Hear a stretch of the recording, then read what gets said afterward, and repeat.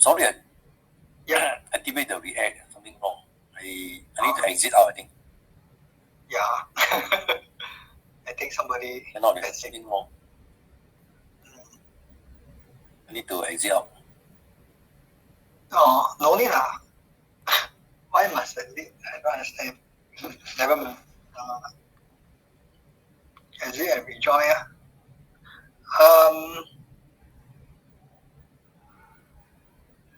Okay, let's continue.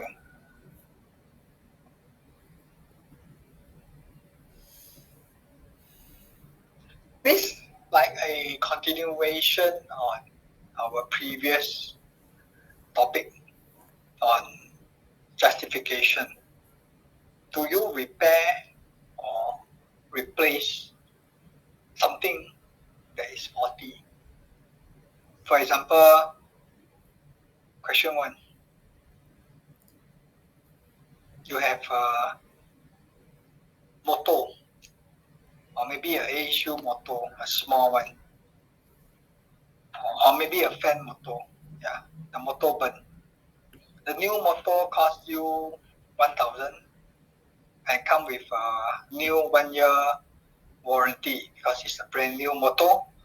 While repairing it is $350, 1 month warranty. Which one would you go for? For question 1. I think for this case, you just, I think don't put in the chat box, just go through the answer. Replace. Why replace? Why not repair?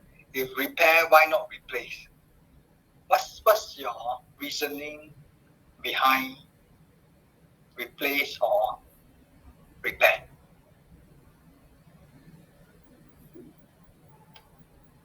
Anyone?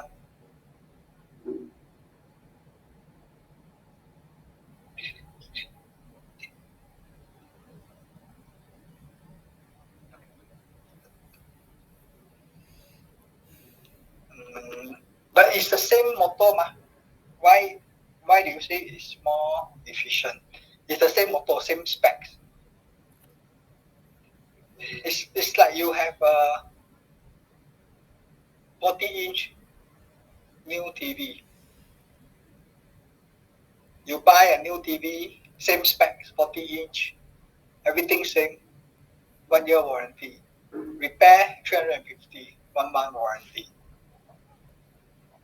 You want to replace or you want to repair? Why? How do you justify? So if you repair, it's $350. Yeah. But then the warranty you get is one month only. Okay, but there's no guarantee that after that it will go bust or not. That means anything can happen. The breakdown may happen again, or some other breakdown may possibly come in. But if I go for the full, the replacement of the motor, it gives me 12-month warranty. And then in terms of when you say ROI, there is a returns because it can last you another 12 months. And definitely, like any motors for AHU or any chillers should last you at least 10 to 20 years lifespan. So I think by changing this motor it can last you slightly longer period, and I think the ROI is there. Okay. Anyone going for repair? Anyone got a different thought and want to go for repair? Don't want replacement because want to save money. Anyone choose repair? No. All going for 1 year replacement with 1 year new warranty. Nobody going for repair of $350. Yes and no. Like I say, no right and wrong answer. That's the beauty. You are able to justify. to your client, to yourself, if you are the client yourself. If you are the managing agent and you want to propose repair, because you know this owner very stingy one, sure will not change new motor. And the repair cost is 350, although 1 month warranty. But after rewinding, it should last you for another, I don't know, few years. Normally, motor after rewinding is almost there. Can last for another few years. Paul, you wanted to say something? Blinking, but no, nothing. Actually, I think depend on the situation. Yeah. Let's say if the motor has a long lead time itself, definitely have to go for repair first. Then after that, we can submit a proposal for replacement.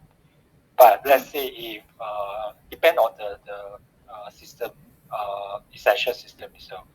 If it's a critical system itself, definitely go for repair first to tahan Because for you the have no long choice. Yeah. Because you got no choice. Some motors, yes, long lead time, 1-2 months, and you cannot afford that 1-2 month gap in something that cannot function. Then no choice, send for rewinding. Maybe 2 working days can get back, install back. Instead of waiting for 2 months. So there's a third proposal here. If you hear correctly, the third proposal is you repair first and then you replace.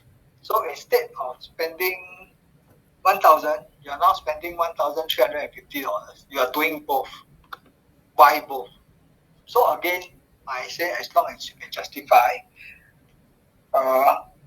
because lead time, and you think that after repairing it may not last.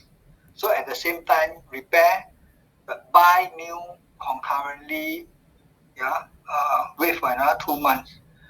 Then maybe you want to replace it with the new motor. After that, what happened to the motor that you rewind? Keep as spare, put in the storeroom. Or then there are also people who rewind then buy new as spare. That means you repair your old car, but at the same time you buy a new car. But the new car you don't use. New car you keep in your garage.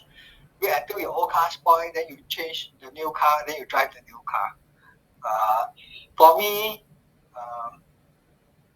of course, as long as you can justify, but for me, I would prefer if I got the budget, then I rewind, and then I buy a new one.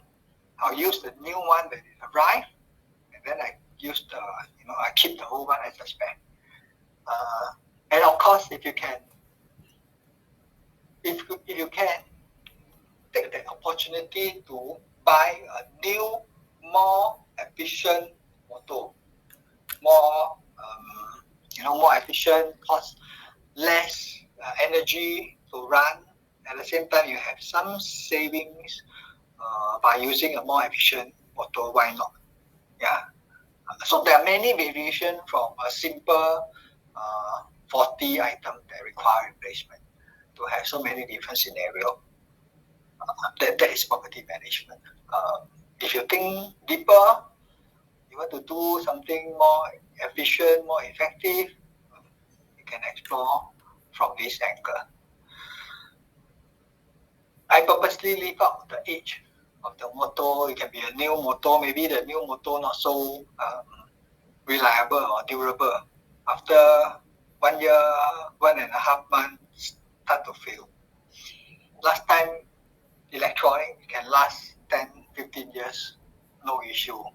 Now your new TV, after 1-2 years, warranty finish, start to give you problem. My old TV can last me 10 years, no problem. Itchy hand, buy new flat screen TV or better one. After 2 years, warranty over, the fault appear. Happens. Normal. If not, the manufacturer cannot turn over their products quick enough. Second question on water leakage. So normally new roof 10 years warranty. Normally, totally new project give you 10 years warranty against water leakage. So this roof happened to be 11 years old. Just nice, after warranty expire, start to leak. No more warranty. So a total new layer of waterproofing cost you 40,000. Come with a 5 years warranty, and a spot repair cost you only 10%, $4,000 with a 1 year warranty. The contractor quite confident. You pay me 4,000, I repair this section for you. Small section. I think this is the place that is leaking. Give you a 1 year warranty, $4,000. How? Similar thing. You are spend 40,000 or 4,000? I think for this case itself, we have to assess what is beneath the roof itself. Is it any operation disruption to any tenants or equipment itself? If it's just rooftop to non-operation disruption itself, I think we should go for 40,000 5 years warranty. So again, so if below is not so critical, go for spot or go for total. Go for total. Yeah. 5 years total. Yes. And if below is critical, you want fast, go for spot repair. I would go for PU grouting. And why? Because it's the spot repair, water travel to the weaker spot. So it doesn't know that even if you do a spot repair, waterproofing itself, it can go to the weaker spot of the structure itself. So you scared the water travel lah? Yeah, correct. And cost, yeah. So I think is the best is to go for 5 years warranty of the 40,000 itself. So now you're saying, if you have the budget, just go for total waterproofing. Correct. Regardless whether below is critical or not critical. No, if below is critical and operational, like tenants or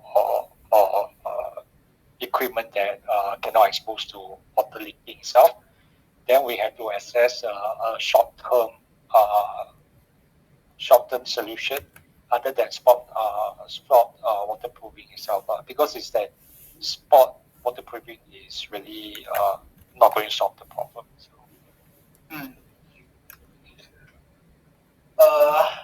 Yeah, I mean, of course,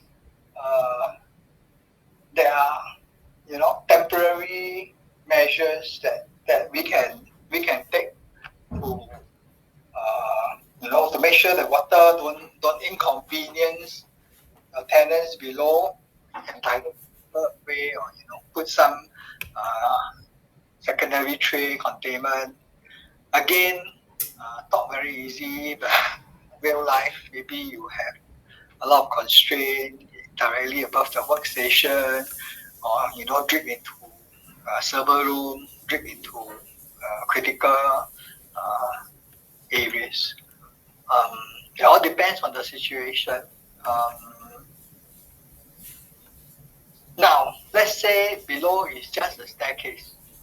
Is below that roof, where the spot is just a staircase. So non-critical. So you would go for 5 years, because you feel that this is a sign of wear and tear. Other places may start to leak. Yeah. So yeah, as long as you can justify, because no more warranty, the warranty already expired, and this is a sign of wear and tear.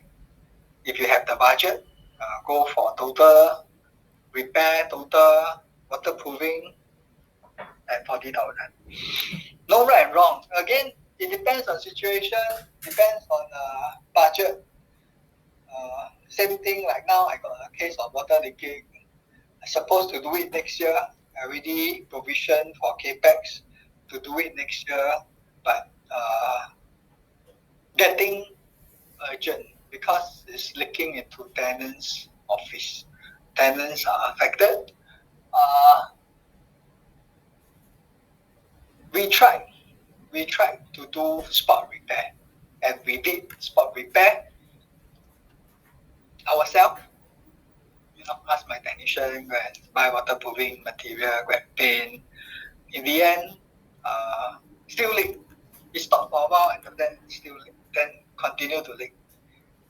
I don't know, good or bad. It's only happened when there are major thunderstorm.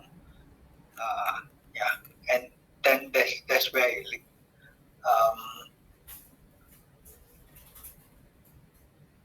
When we couldn't address the issue, so we engaged a third-party consultant to come in to determine exact location of the leak. And it's also where we think the leakage is coming from. It's coming from an expansion joint, but we already repaired that area. So it's probably not done properly, because it's done by my technician. So it's probably not done properly. So now we have two choices, something like this. Of course, it's not 40,000, it's 400,000 to waterproof that entire rooftop. But it's very old. It's a very old rooftop. So it's going to cost us 5 digits. So I got no choice. So I'm going to do tender to do this, to do a new waterproofing, but it's unbudgeted sum of money, which require higher management approval. But we have to justify,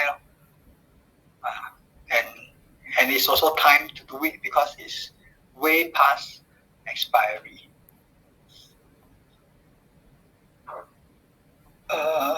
Okay, before we go to the sinking fund spreadsheet, I want to do this first. So for those who don't know what is capex, opex, and you have been keep on hearing this term in the newspaper or when your colleagues talk about it, now you know what is capex. So capex is normally known as capital expenditure or capital expenses. So in our context, it basically means big ticket item or big or major renovation, addition and alteration, repainting, and retrofitting. Or you have assets enhancement project, or you have equipment replacement. These are all capex items.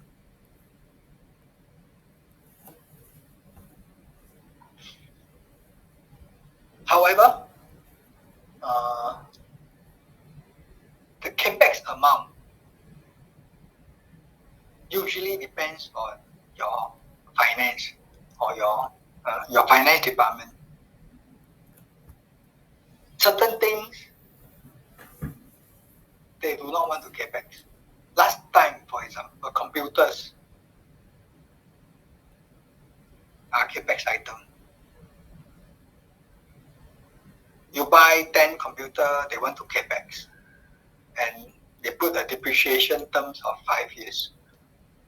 But now, because certain other company, computers are like 1-2 years normal OPEX item, operation expenditure.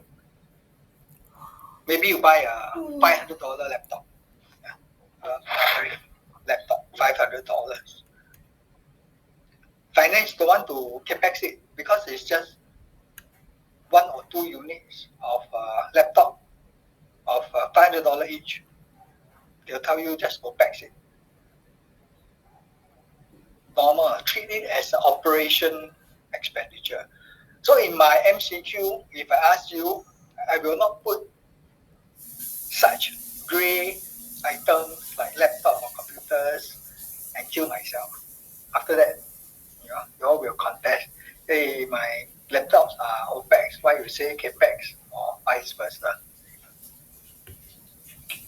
So your CAPEX items are your big equipment, your chiller, your elevators, your BMS system. These are your big ticket item assets. Your generator, that have an equipment lifespan that can be amortized and maybe amortized over a 10-15 years lifespan. Your pumps, for example. Your OPEX are your staff costs, your consumable. It's your day-to-day operation expenses. So these are your OPEX. Operational expenditure or operating expenses. Your uniform, your stationery, your day-to-day expenses are basically. So no depreciation is required. So understand the difference between CAPEX and OPEX. Your AHU filters. But let's say you want to change AHU, your air handling unit, then it will be under CAPEX. If you want to change filters, AHU filters is under OPEX. So you need to differentiate. Your labor costs, staff costs are all under OPEX. So over here, CAPEX are your big item. So understand the differences.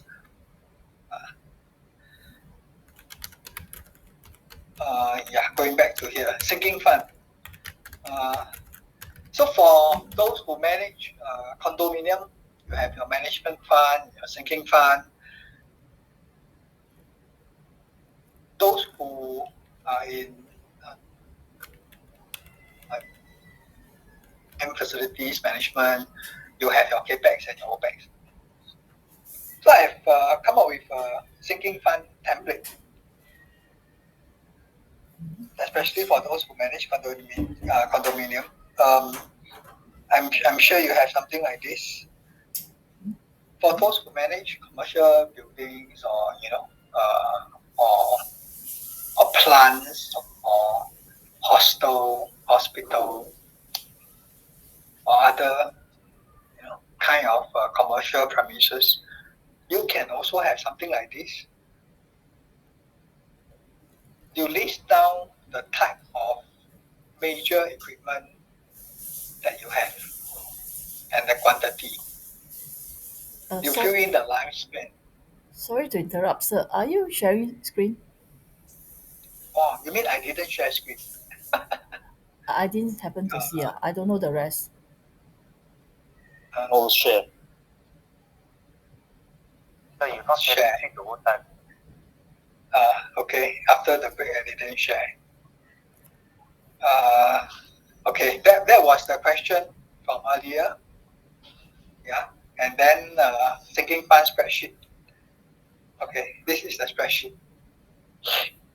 And I talked for almost half an hour, then you tell me I will share screen. But anyway, just 1-2 slides only. So sinking fund have the item here. Understand what are the major equipment that you have. Put in the quantity, the lifespan of expected lifespan of the equipment. Then you are able to do your sinking fund because without determining, for example, you have a new car. You just bought a new car yesterday. So what? 10 years, right? Because of our COE system. So you have your new car, $200,000, and this new car will going to be expired or end of life in the next 10 years. So you need to budget in for a new replacement car in the next 10 years. You have to plan for the equipment life cycle for the entire building. So as an example, you are the building owner, you are the car owner, got a new car, 10 years. Now you have to do planning, budgeting for a replacement car in the next 10 years. So how much is this new replacement car going to cost you in the next 10 years? You can do certain assumptions. But we don't make it so complicated. So we assume that the new car that is going to cost you that be around the same price as of now. So 200,000. So you put in 200,000. You budget in 200,000 for the next 10 years. So estimated cost of replacement or upgrading 200,000. You put in here. Then you cost it up. Every month you save how much? Every month you try to save X amount of money so that in the next 10 years you can afford a new car. So maybe every year you save 20,000. So in the next 10 years you have 200,000 you can pay for a replacement car, assuming it's the same value. That is your sinking fund projection. Otherwise, how do you know how much you need and for what item in the next 10 years? But we are not going to, because you're in a building, your machine, your equipment have various lifespan. Not everything 10 years. You have 20 years, you have 15 years, you have 10 years, you have 30 years. Your lift may have a longer lifespan. Maybe 25 years or 30 years. So you have to know how to know. How do you know your lift lifespan? How do you know your chiller lifespan? Spare part. Your pump. So you don't know how. Ask Google. There are consultants, there are research, there are vendors that you can ask out there to estimate the equipment lifespan. It is around there. For example, your chiller, 15 to 20 years is standard.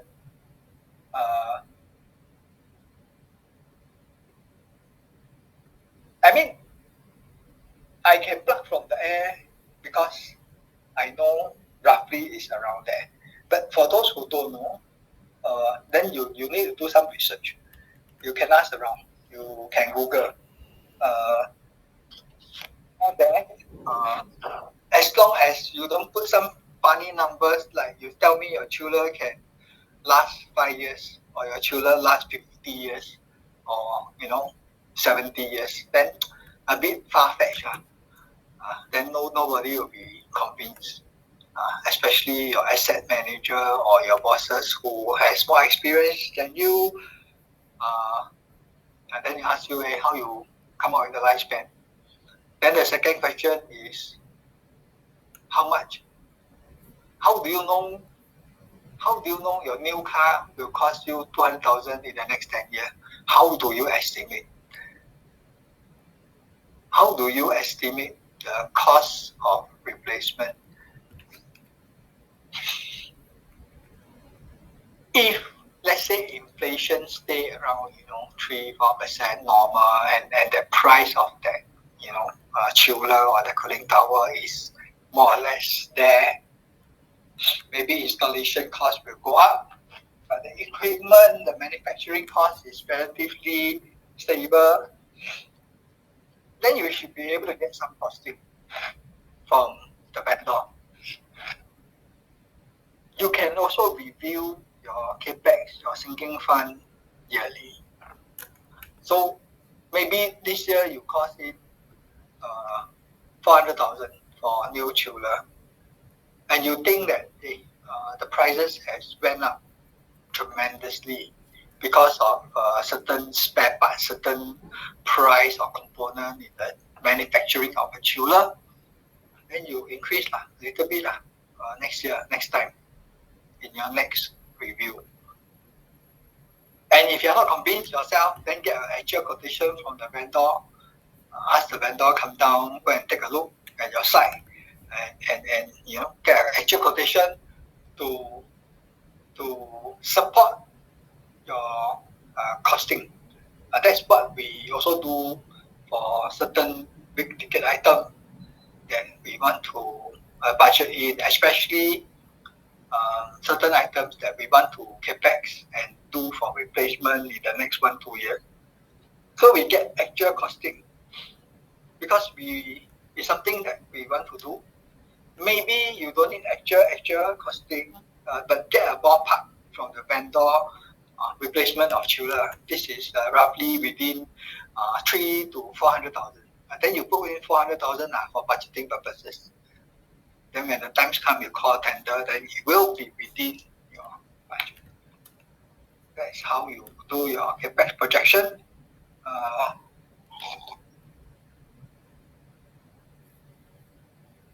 It's just like an example.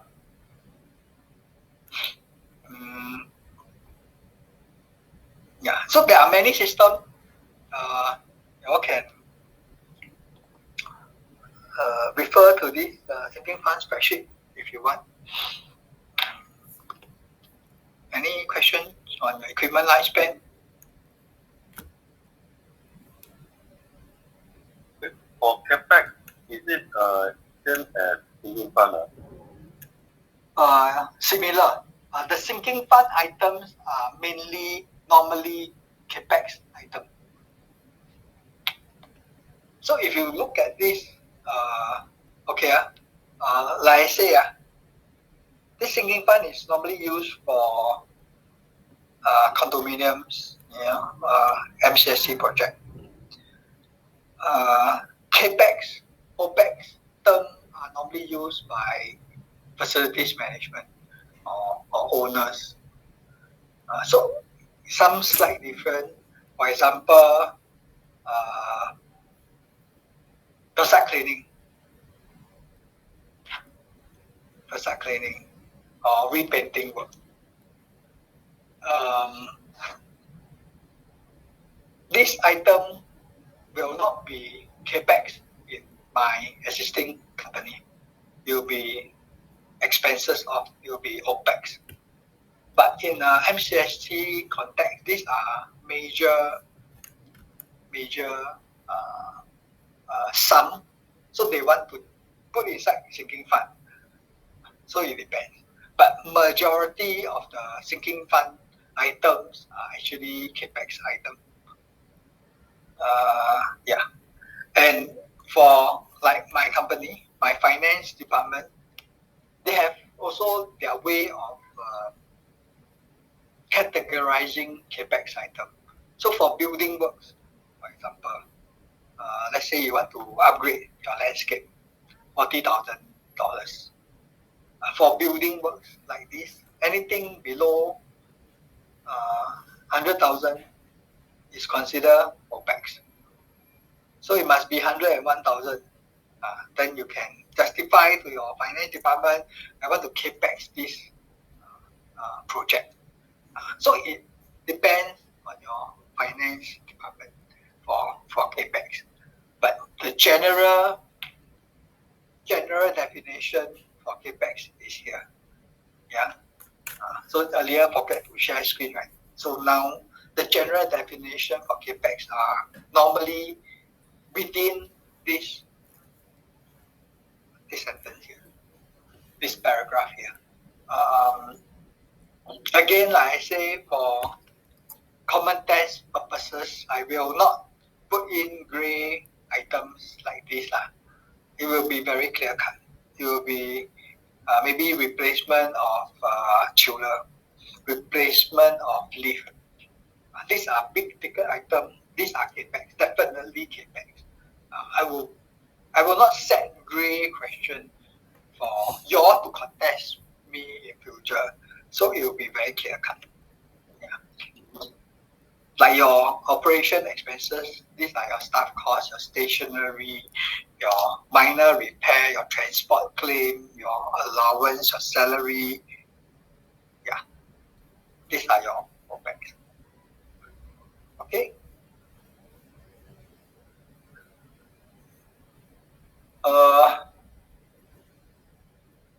Let's see.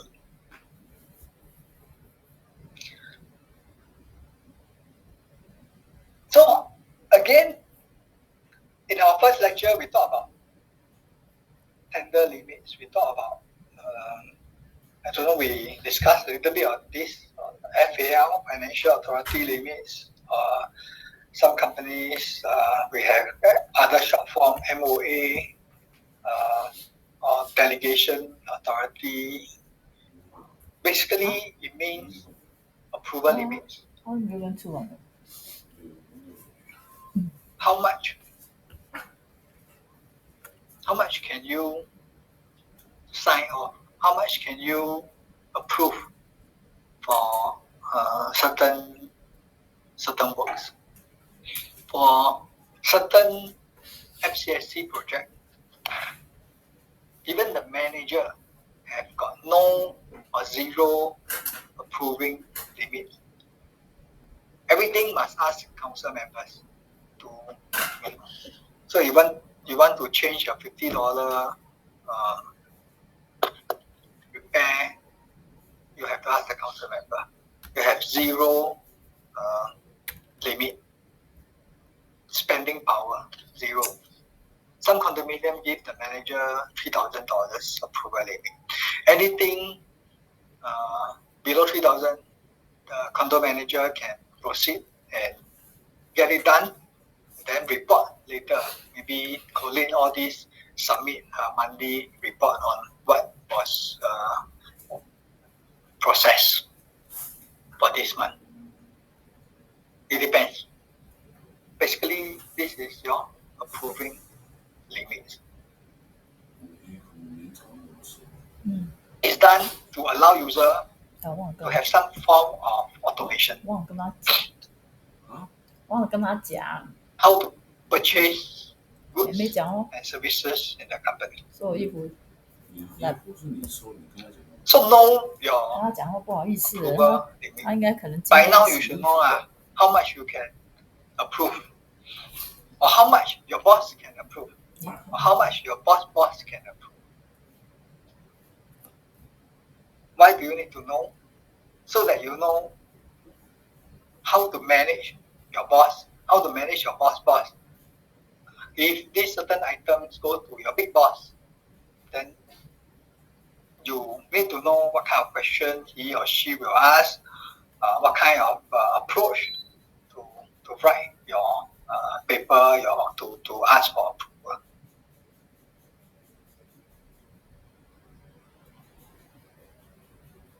So by now you should know your audit. So last lesson or the previous lesson, we talked about the various type of audit. So you have your financial audit. Certain company are very particular about expenses of financial audit. Because certain sector, certain segment in property management are very weak in terms of proper corporate governance, especially car park collection. Last time, car park collection very easy to miss out. You under collect or over collect. Open barrier, no record. The guard is collected some cash, forget to bank in, forget to record. What happened to this money?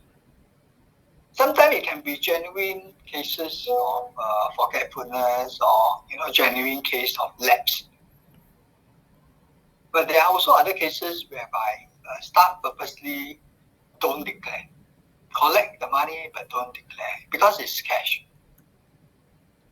Of course now, digital cashless is better, easier to manage compared to the past, where we issue receipts, for example, for season parking. $80. You issue, people give you $80, then you issue a receipt for this $80, and then you bank in, and then you program in the vehicle into your car park system. But we have cases whereby no receipts were issued. For example,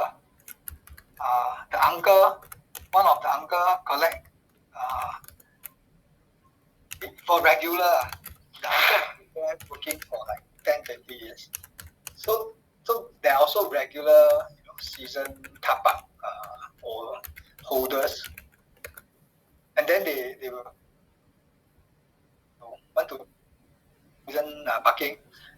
Then the uncle come up with a no receipt system. So this new check will come, say I want to buy season parking. Then the uncle will say, you want receipt?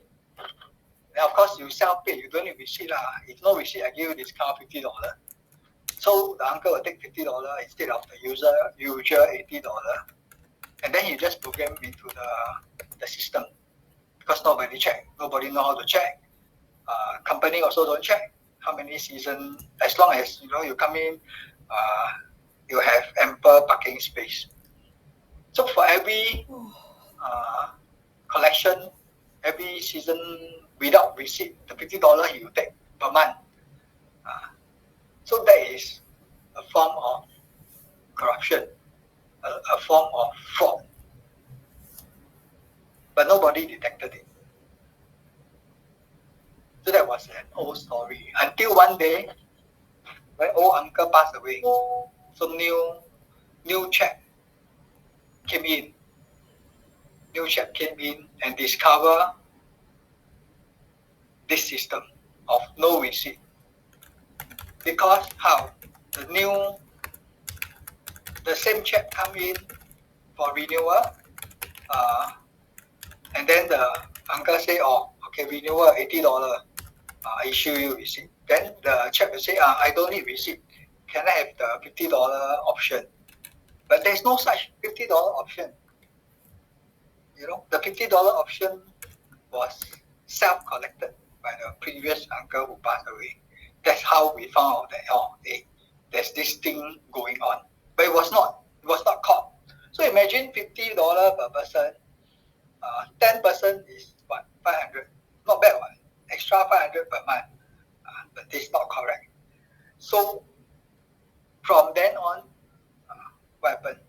You have financial audit for all the properties under the group care. Then you start to digitalize, start to tighten all this. That means how? No cash allowed. Very simple. No cash transaction. Either you gyro, you internet transfer. That time no pay now lah. No QR code. So no cash. We come up with all this to tighten up the system.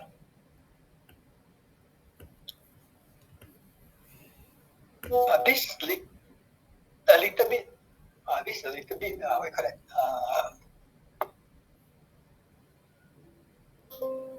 Sync a little bit close to your procurement system. Breaking of quotation. So imagine you are the property manager and you are authorized to buy something not exceeding $1,000 with one return quotation. And you can purchase up to $3,000 with 2 return quotation. So that is your approval limit. Up to $3,000 with 2 return quotation. So now, you want to get 2 new leather chair for your office, 700 each from a single supplier, but you only got one quotation. Can or cannot? Single purchase. So in this case, you want to buy 2 chairs, but each chair costs $700. So should you get 1 or 2 quotation?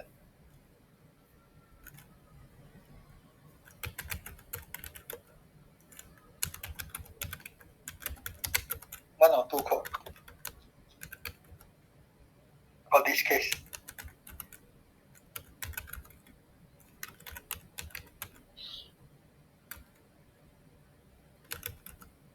Hello? Nothing?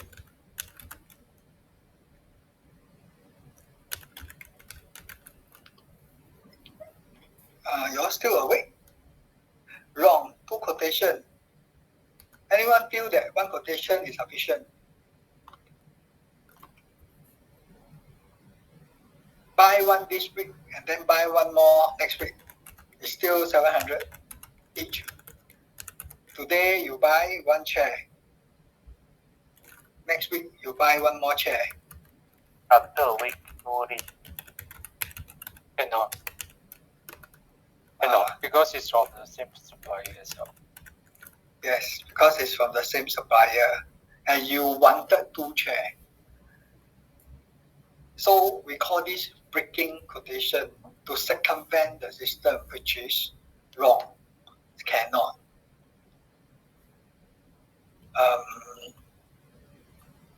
Cannot, but I'm sure got people do lah.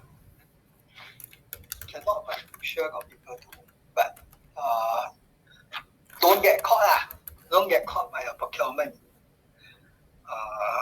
It is incorrect. So the proper way in this context is to get 2 or more quotation. You can get 3, you can get 4, but minimum you have to get 2 quotation. What is support quote? Have you heard of support quote? Yes. Very common. Very common. We need support code. Don't go CPIB drink coffee for support quote. Happened before. Like I say, very common. Support code is also wrong. There's no such thing as support code. It's called competitive code. Last time, I not so experienced. So we always call for what support code. What is support code? For example, in this case, you just get the vendor, the supplier, to get 1 more quotation for you at something higher than 700, and then you just award to this supplier, this ABC company. Very easy. Ask ABC company, give me 1 more quotation from XYZ. Just put $750 or $800 per chair. I will award you and buy 2 chairs from you at $700. I never take anything. No gift, receive, no under table money. I just want to make sure I got 2 leather chairs next week, costing $700 each. Yes, nothing wrong because you never take anything. No corruption, no fraud. But it's wrong. In this case, there's also possible fraud or cheating.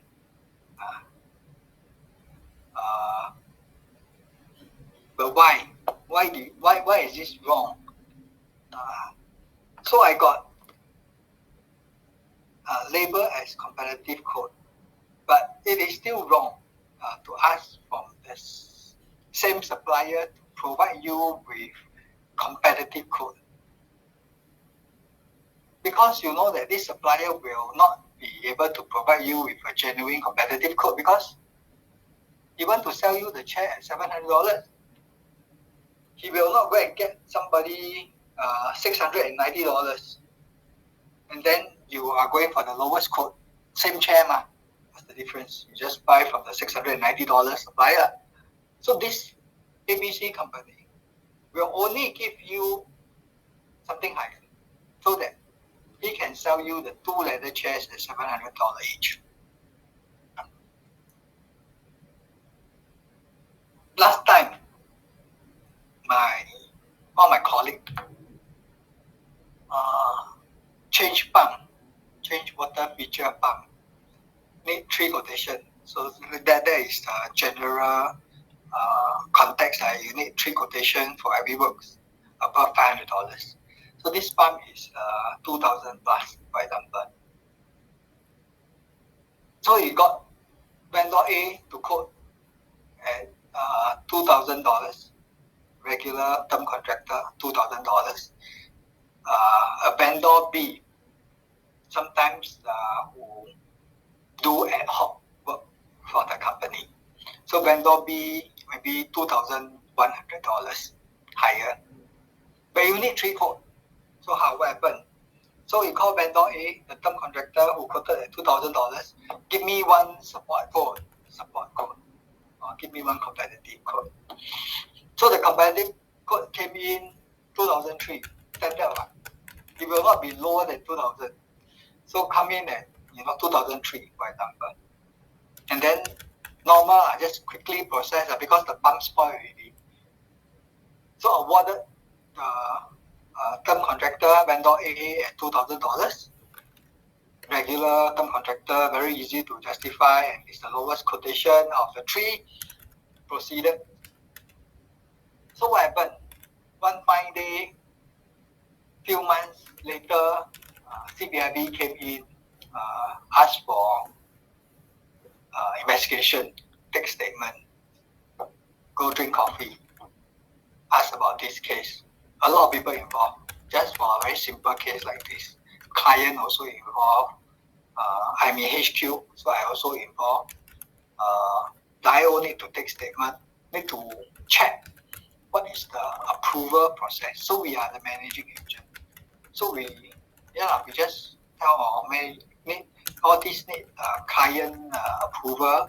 We are recommending. We are the property manager, the MA. We recommend purchases to the client approve. So dig on the background, go and check vendor A. Of course, in the end, vendor A admitted that the other quote was from a friend's company, for example. It's a genuine company. It's a genuine quote, but it's from a friend. Of course, it's higher. It's definitely higher than the $2,000. So what do you think? What went wrong here? Who whistleblow? Somebody must have whistleblow to CPIB. Otherwise, it will not happen with particular case. And of course, when CPIB come in to check, they will not check one particular case. They check all your purchases for that entire year or 1 year back to see if there are discrepancies or similar, especially jobs awarded to the term contractor vendor A, whether due processes, your due diligence, whether is it proper, whether does it follow your company existing procurement system. So that is how serious it is. Yes. So after that, I also interviewed my colleague and asked what happened. So he admitted that he got a support code, and yeah, he didn't take anything, no under table money, but he wants to make the work faster because need take 3 quotation, very lengthy, very time consuming. So shortcut, ask vendor A, term contractor, just give me a quotation. So that is what happened. Just to quickly up the pump, which is normal, which is what we normally do. But I'm telling you that this can be very serious. After 1 year of investigation, finally, warning given, acquitted without, I forgot the term, acquitted without, I forgot the term, yeah. But basically, the meaning is, although yes, they are not going to charge you, but it's like a warning. And if this thing happened before, you go to court. It's like a warning. Acquitted without proper discharge, something like that. And then, of course, CPIB must charge you with something, right? So I saw the charge. It's like what? Something to do with fair trading. There is an act there, a statute, a section of the act, of Fair Trading Act, that you're not supposed to do this. So I always remember, and I always cite this example of support code. So don't go and ask for support code. It is wrong. Yes, it is very normal in the industry, but it is an offense under the law. It is an offense under the law. So just don't be lazy. Go and get one more quotation. If you need if you need B, just go and get one more quotation. So some company, no code is also considered a code. If you ask for a quotation and the company cannot quote, don't want to quote, ask them to reply back to say unable to quote, something like that. Depends on your own company whether they accept that no code is a code to support your 3 quotation, to support your purchase.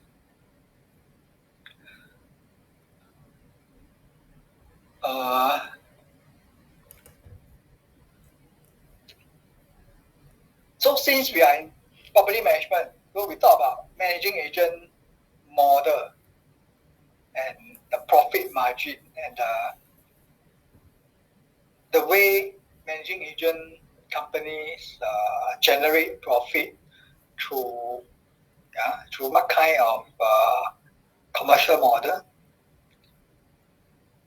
So basically, there are more, but the very common commercial model out there for managing agent is your IFM, integrated FM services, lump sum.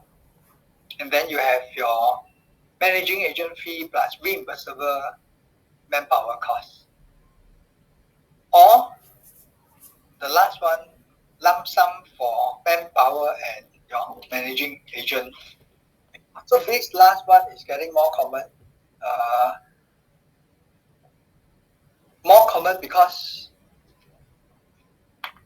they don't need to justify your reimbursable manpower cost, which is tedious in terms of accounting.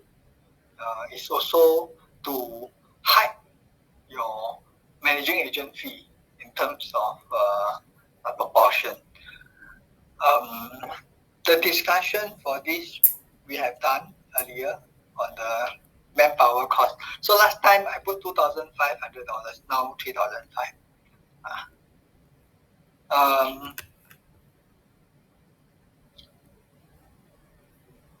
I don't know whether you all understand integrated FM services, the difference between these 3 models. For the benefit of those who are new in the industry, okay, the first model highlighted in blue, integrated FM services. Basically, it comprises of all term contracts or majority term contract. For example, your security, your cleaning, your aircon, servicing, your landscape, your whatever, aircon servicing, fire protection, everything awarded to a single contractor. We call it the IFM company. A single contractor, and this single contractor will help you manage and run everything under this building for X amount per year. A lump sum project. Say $2 million. You run this building for me. You spend within, we don't care. We call a tender. Landlord will call a tender. Or normally it's the cheapest, that can provide you with this IFM contract. So vendor A 2 million, vendor B maybe 2.1, vendor C 2.5, vendor D 3 million. You go for the cheapest one, 2 million. Specs are there, it's the same. They will manage your building at $2 million per year. You just need to make sure they deliver. They make sure there is no breakdown. Of course, there is KPI. We talk about KPI, your SLA, service level agreement. Most of the time, repairs are also under them. So as landlord, you don't need to headache. You only manage these IFM contractors. Anything break down, just go after them. That's the beauty of having an IFM. You also don't need to do budget because you budget 2 million, that's it. You don't need to go and itemize your budget, how much to service your door, to service your escalator, your lift, your aircon, no need. You just budget $2 million, pay to this IFM company.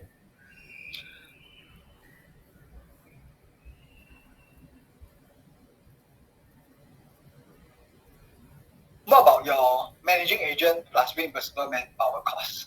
These are usually practiced in MCST condominiums together with this lump sum.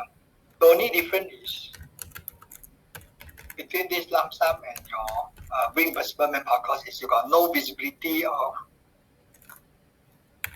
manpower salary. In the second model, managing agent fee plus reimbursable manpower cost is basically the site manager, the site executive, admin, your technician that is stationed in the condominium, for example. So managing agent fee, maybe this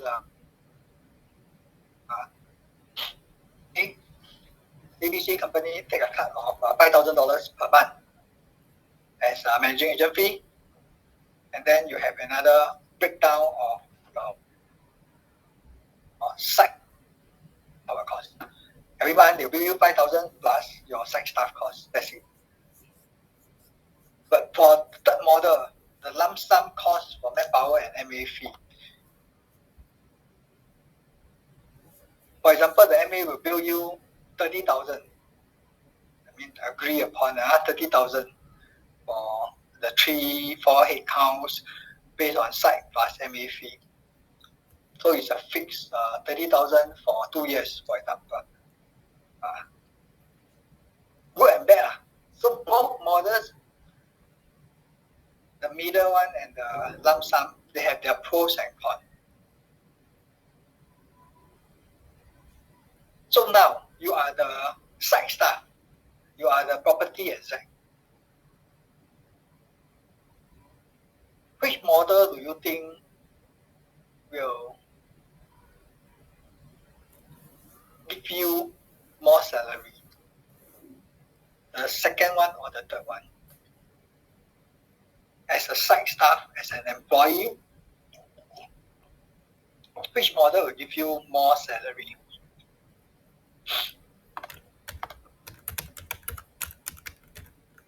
Any idea? Second model. This one will give you second means this, second means this. Second, third. Second or the third. So some say second, some say third. Why? Of course I got the answer. I think. But yeah, why? Why do you think second or the third will give you more salary as a side staff?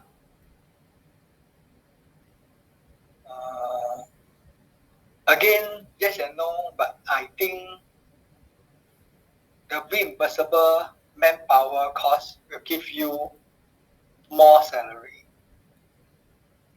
I think. Anyone want to help me answer why first?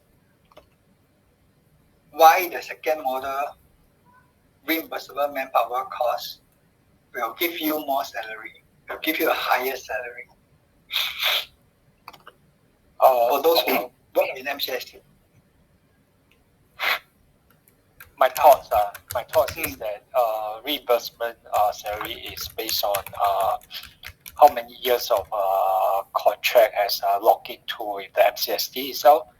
So that is added salary per year itself. So if it's lump sum, let's say if I give you a lump sum, the salary will be stagnant itself. Okay. Yes and no. Anyone got any other thoughts? Before I elaborate. Hello. Is there any range for reimbursement manpower cost? Any range? No range. It depends on the council.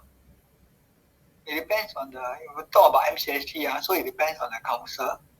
Of course, you won't be paying a property exec $10,000. So earlier we talked about property exec. Somebody give a range 2,500 to 4,000. So it depends. It depends on the council, and of course depends on the experience of the guy. Whether the council is comfortable with this, the new hire want to give how much. They will probably also interview the guy. The council will accept the reimbursement manpower cost. Even though we want it. It's also both ways. Also can choose what they want to do. Yeah, but now you put yourself in. Normally MCST MA want to be more competitive, but they always choose price low, right? Some give me this price, then I can choose one guy with only 6 months experience, 1 year experience. It's up to me to decide. No need to be 3 year, 4 year, 5 year, that kind of thing. So now the context of the question is you are the staff, you are the site staff. So now got 2 job offer. Potential now got 2 potential employer. Offer haven't come in yet. One is a lump sum model, one is a reimbursable. Both are condominium, both near Sengkang, both the same side by side condominium, but different model. So now you are the site staff, you are the employee. Which one do you think will have a chance of higher salary? The second or the third model? Second. So second. Yeah. Why second? Reimbursable means it's reimbursable by the council. So the MA, for example, the CBI, Jones Bank, the Next Bank will not object.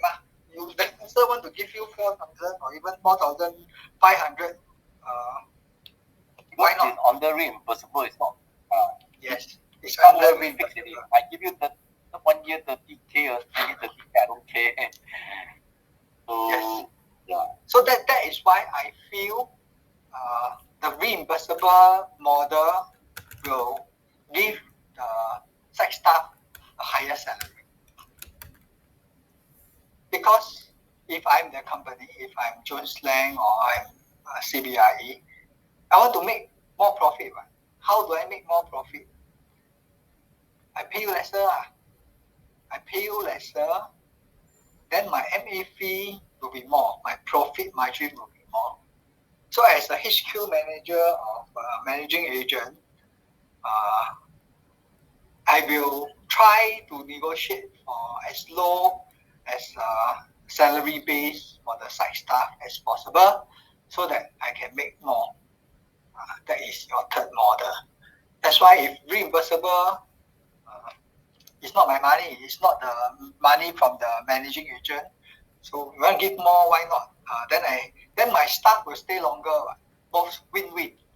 In a way, win-win. Last time, because I was for managing agent company, so I got reimbursable manpower costs. I also have IFM project and also lump sum project. And this reimbursable client, they want to give 2.5 months bonus to all the site staff because they are quite okay. They are quite profitable companies, so they don't mind 2.5 month variable bonus. But over here, the rest of the staff are only getting 1 or 1.5 months bonus, and we have a hard time justifying to my HR, to my boss, to pay out this 2.5 months bonus to the site staff because of inequitability. Because you're at site, imagine you're at site A getting 2.5 month bonus, then your colleagues at other site, IFM site or the lump sum site getting only 1 month bonus. So everybody want to come to this project because it's reimbursable staff cost.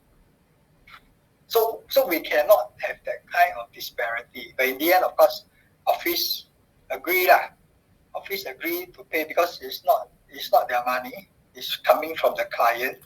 But at the same time, we emphasize to the site staff that, please do not spread that you're getting 2.5 months. Because we in HQ only getting one month. So of course, we try to tell them, don't spread this kind of good news. But I feel that the second model will result in a higher salary. So for those who going to jump ship, and of course, it also depends on the client, on the council member. Some council members, some places, very cheapskate one. So don't want to pay so much for the staff cost. So good and bad. There are still black sheep in the industry. Same everywhere. Any question? This one, root cause analysis, we can do it. We can do it next week. It's not so important, but I think it's something that you all need to know on doing this root cause analysis. Any question? If no, then turn on your camera. I take a screenshot. Then we can call it a day. Anthony, which one is important for the test? For the test, I'll run through. Basically, the test questions are all coming up from whatever we have gone through. I always say that it's not difficult, and somehow I think marginal failure, but even those who fail 1 or 2 out of the 20 it's like maybe 48, 49 points. So it's not that difficult. But I'll run I'll run through with you when we meet physically on certain areas that you need to focus more lah. So try to come for the physical lesson, and if you cannot make it, ask your classmate to take some notes and share and compare. Then that will be more productive. We always talk about productivity, right? Okay.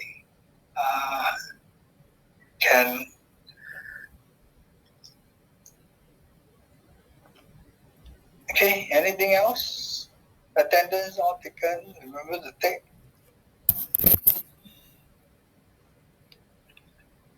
Okay, that's it for today. Thank you.